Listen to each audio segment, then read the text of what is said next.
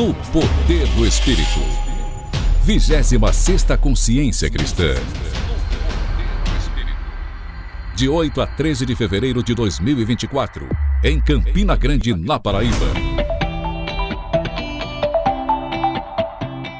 26ª Consciência Cristã. Juntos no poder do Espírito.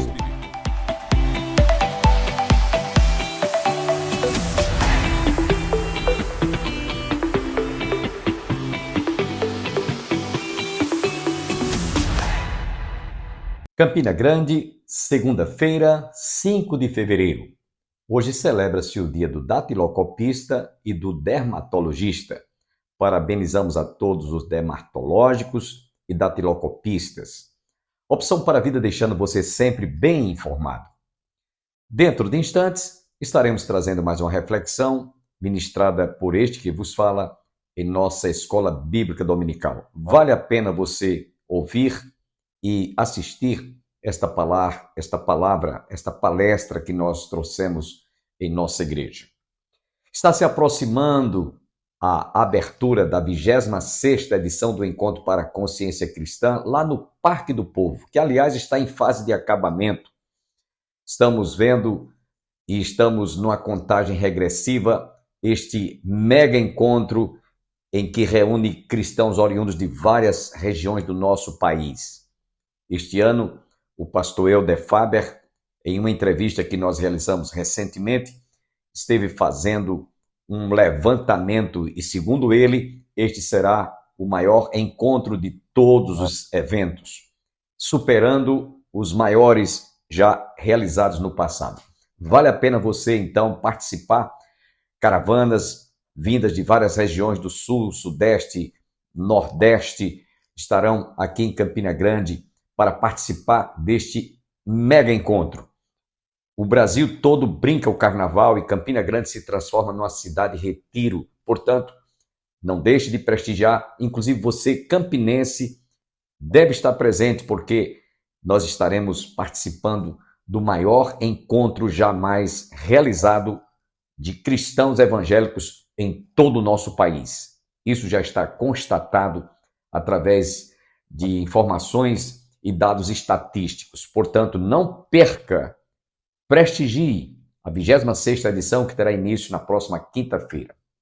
Nesse instante, eu convido você para que juntos façamos uma oração e, em seguida, você ficará com a palavra ministrada por este que vos fala. Oremos antes. Pai, obrigado por este dia, início de semana, início de mês, e esperamos que o Senhor continue abençoando todo o nosso programa, os internautas, telespectadores, e te pedimos uma bênção específica, extensiva à 26ª edição do Encontro para a Consciência Cristã, que será realizada na próxima quinta-feira, pela ocasião da abertura. Portanto, abençoe todo este evento. É o que eu te oro e te peço agradecido, em nome de Jesus. Amém. Fiquemos com a palavra que Deus nos deu para a sua vida e para o seu coração nessa manhã.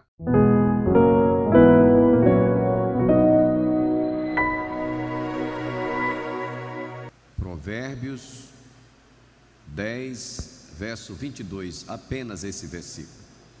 A bênção do Senhor enriquece, e com ela não traz desgosto. Vamos repetir comigo, todos que estão com as suas Bíblias. Vamos ler todos. A bênção do Senhor enriquece, e com ela não traz desgosto. Vamos orar. Senhor, como é bom, como é gratificante nós termos a semana que passou, o dia primeiro que iniciamos, buscando a Tua face em Tua casa, e aqui nesse lugar de adoração, onde nós encontramos refúgio, onde nós encontramos lenitivo para o alimento das nossas almas, para fortalecimento do nosso espírito e edificação para os nossos corações. Obrigado por essa manhã, quando nós estamos reunidos para juntos refletirmos em Tua Palavra. Pedimos-te que neste momento o Teu Espírito Santo ilumine a nossa mente, derrame luz em nossos corações a respeito deste tão rico texto, que nessa manhã aqueles que aqui se encontram e os que estão em casa sejam alcançados através da Tua palavra.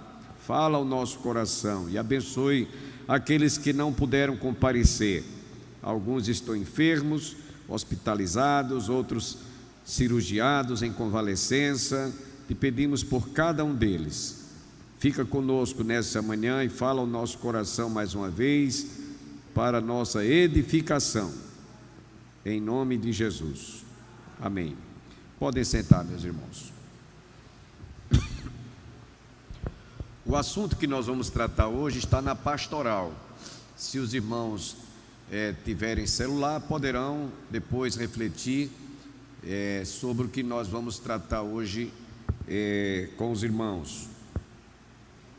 Nós vamos estar falando sobre as características de um cristão abençoado por Deus. E eu espero que você seja, se não pelo menos despertado, ou tenha o cuidado de buscar realmente esse enriquecimento. E aí alguém pode até perguntar: por que o senhor trouxe esse texto que vai falar sobre este assunto, ou sobre essa temática, características de um cristão abençoado por Deus? É que a gente tem uma concepção muito deturpada sobre o que é enriquecimento.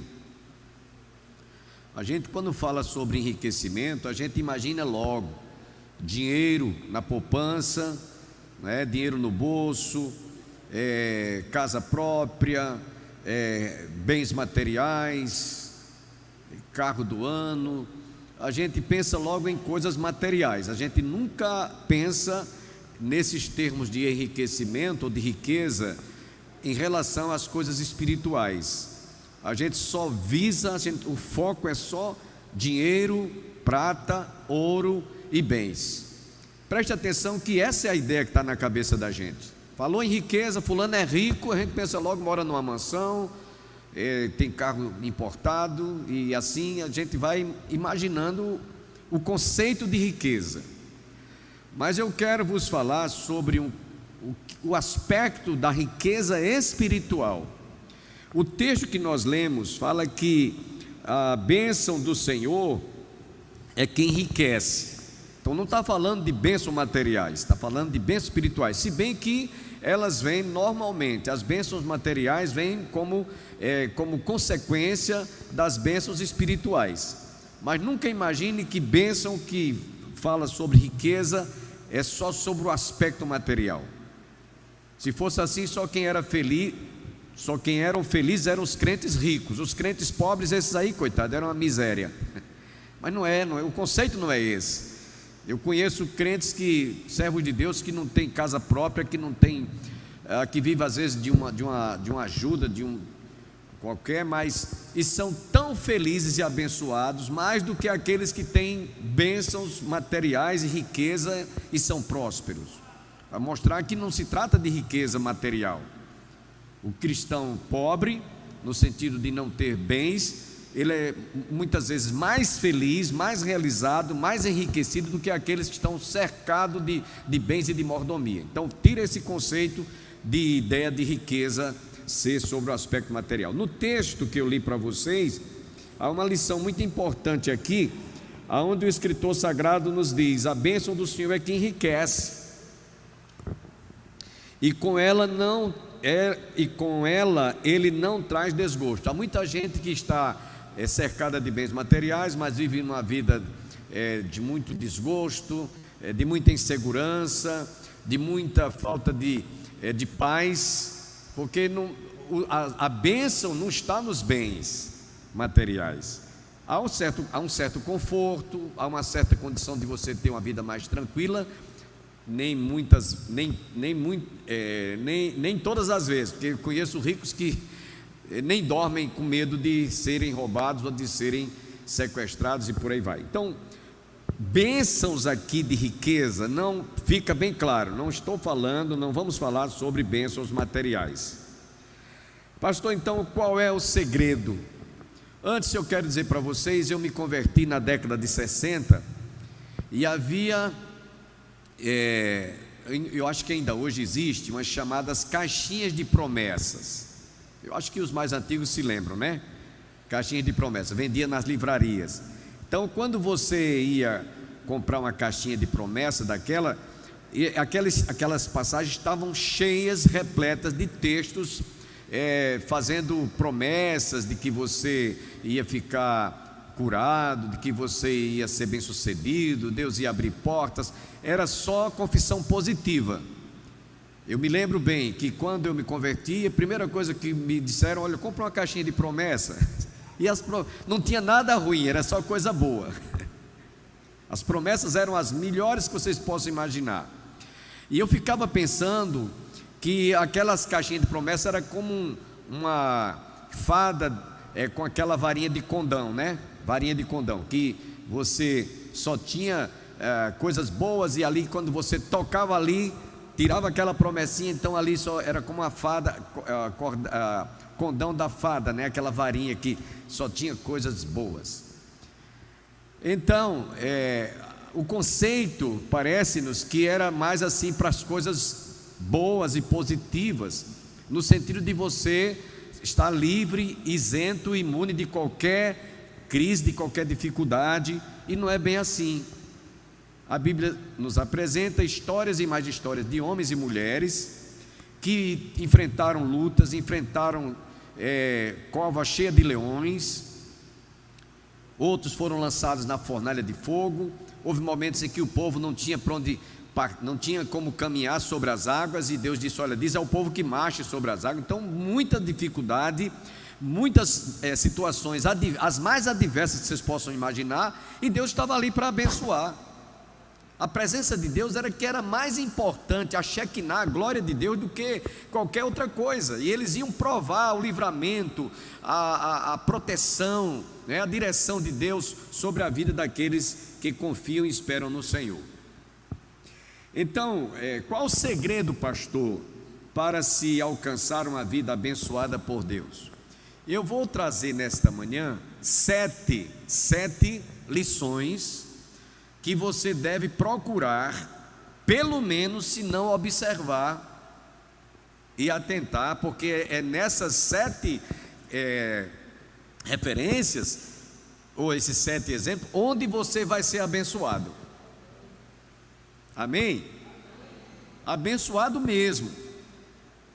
E eu acredito que quando você terminar, você vai concluir e dizer: bom, eu não estou sendo tão abençoado quanto deveria ser nessa área, por causa de eu não estar observando isso aqui, por eu não estar atentando para isso aqui, ou por eu não estar levando isso muito a sério, eu estar levando isso com muita, sem muita importância, e é por isso que você não é tão abençoado quanto deveria ser, ou como poderia ser.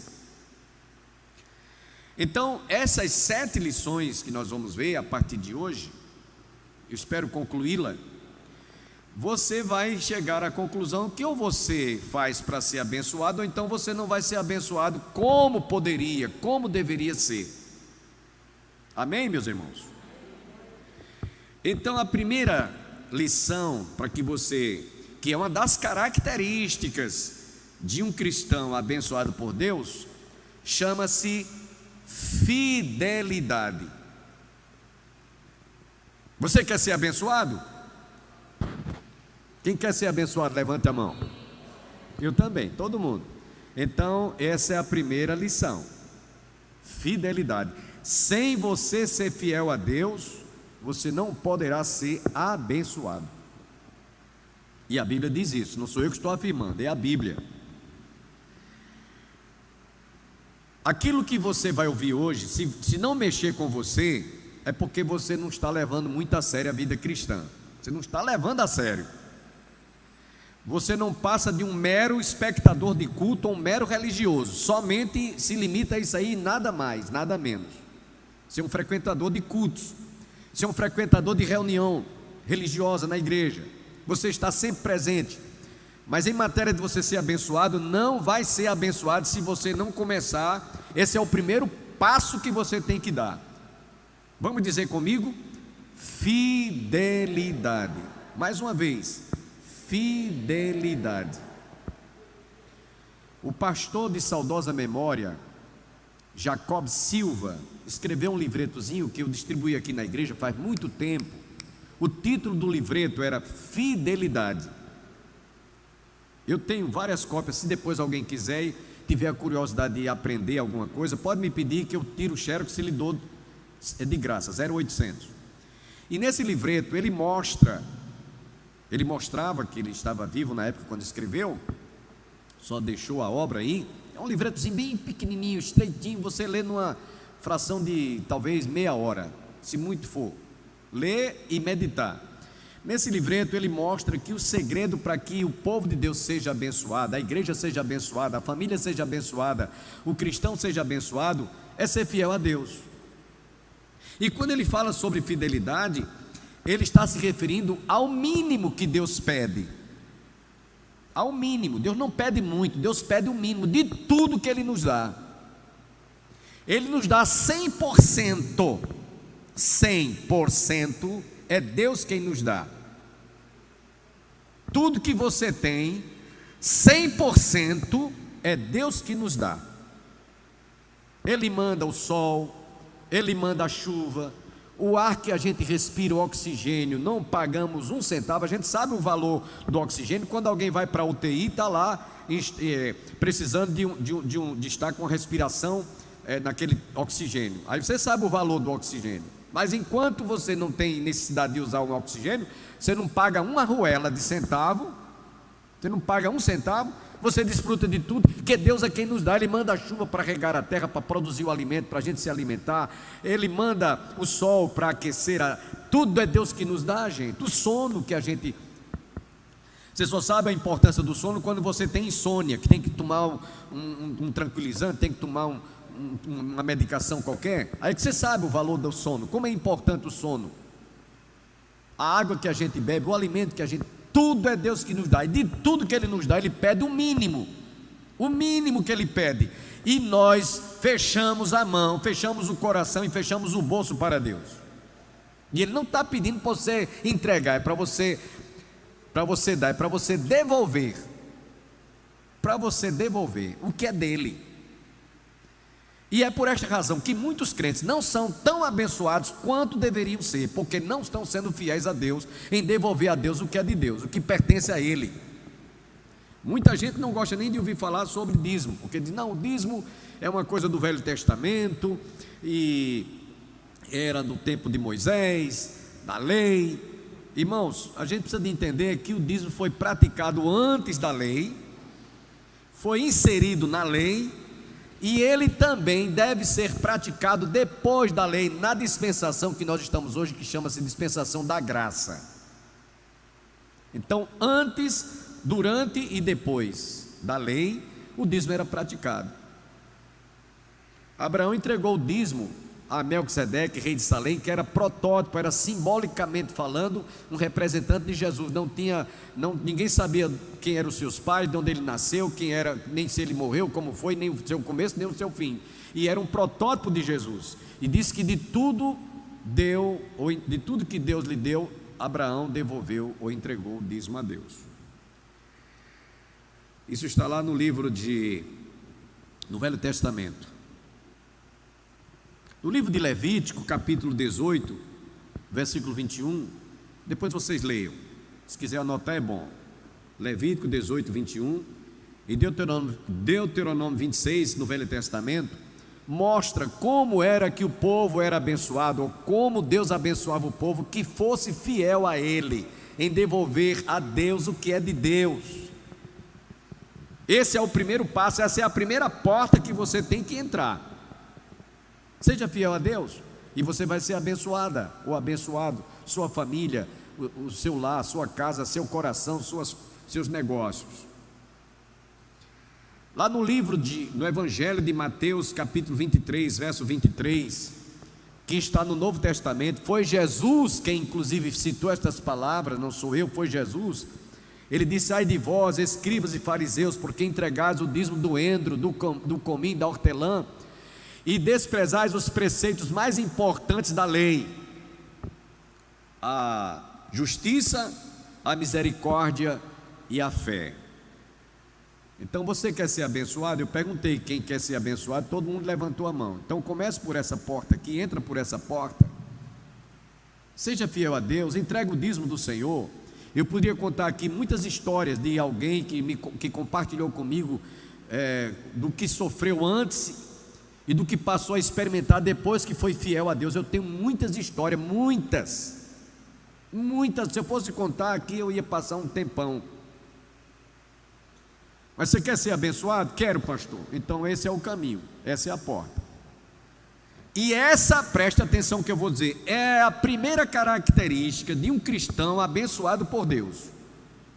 Começa por aqui, fidelidade. Sem fidelidade você pode receber bênção, mas não vai receber bênção quanto deveria receber ou quanto poderia receber. Porque esse é o caminho. Olha, gente, isso aqui é como se fosse uma lei. Existem leis físicas. A física, a lei, uma das leis da física é que a Terra, não é?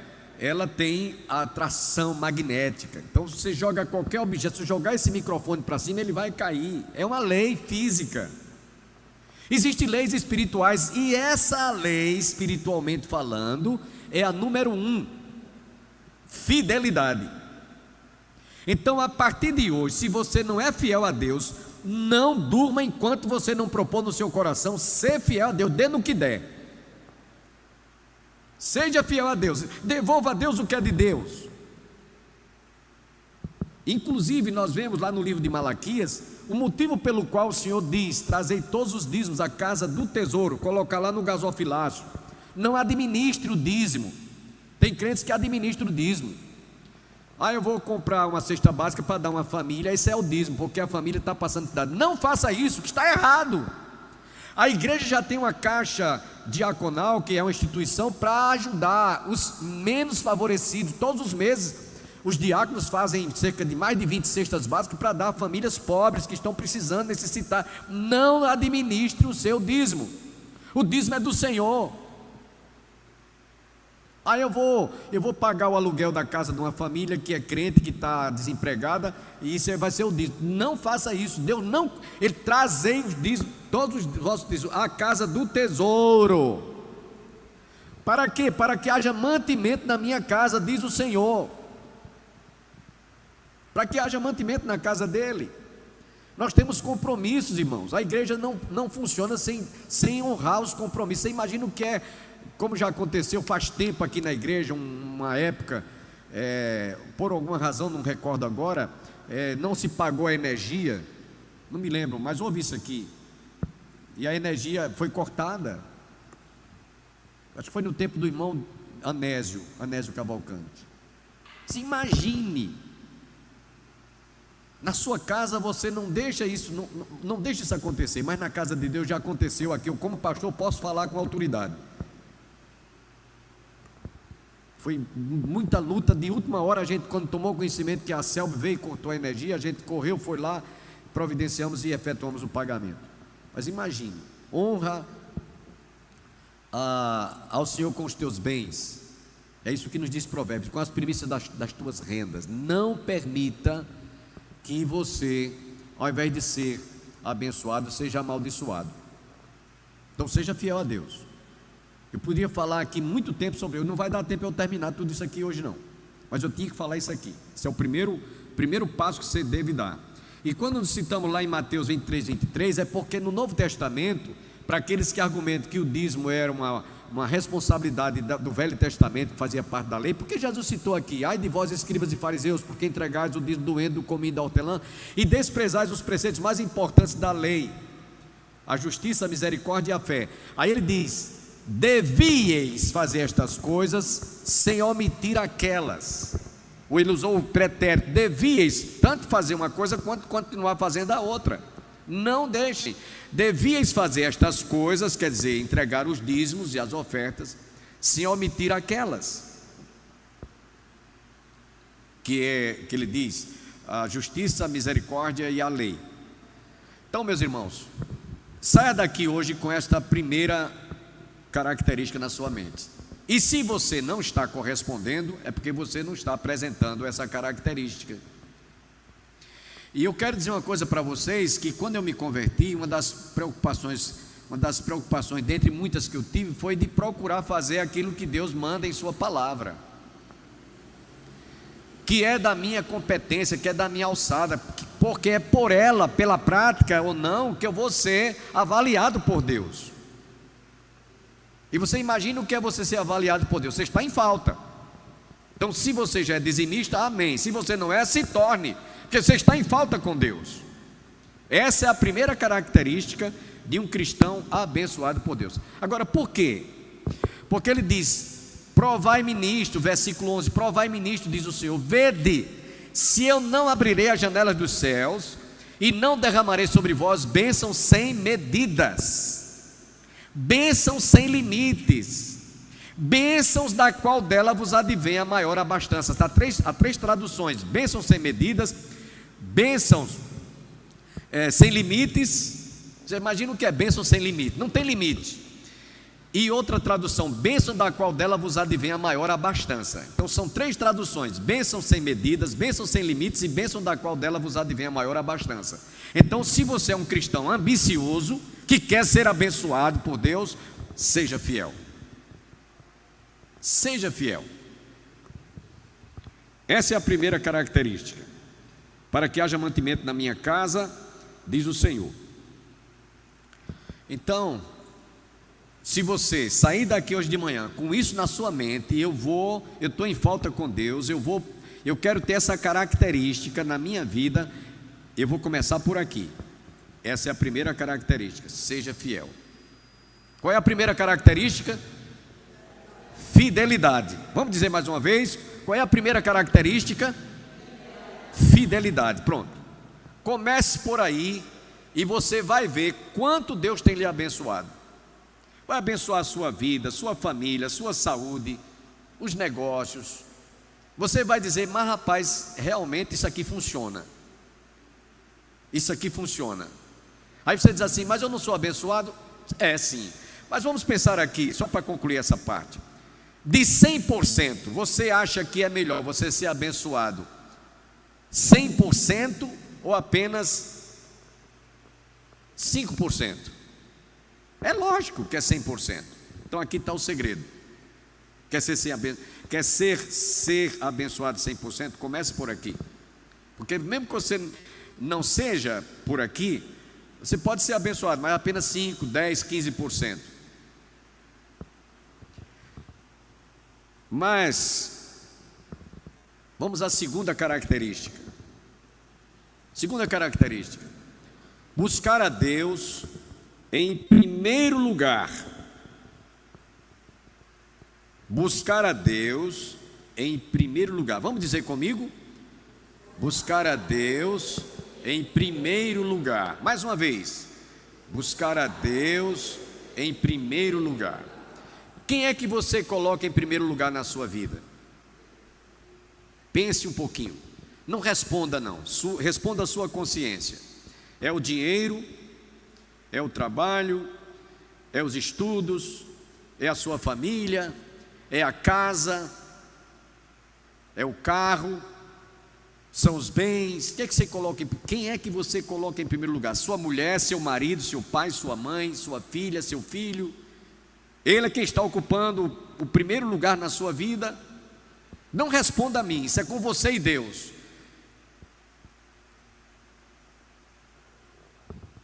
Mas é o que encontramos lá no Evangelho de Mateus 6,33. Essa é a segunda característica de um cristão abençoado por Deus. Coloca Deus em primeiro lugar na sua vida. E diz lá o texto: e todas estas coisas vos serão acrescentadas. A gente precisa de reavaliar a escala de valores que nós construímos na nossa mente e no nosso coração. Tem pessoas que, na sua escala de valores, quem está em primeiro lugar é o marido, ou às vezes é a esposa, às vezes é um filho, às vezes é a filha, às vezes é a casa, às vezes são os bens, às vezes é o dinheiro, às vezes são os estudos. E coloca Deus em segundo, em terceiro, às vezes está lá, como a gente diz no ditado bem vulgar, né? No fim né, da fila, né? O rabo da gata, como se diz. Tem um ditado que muita gente falou, está lá no fim, no rabo da gata. Mateus 6,33.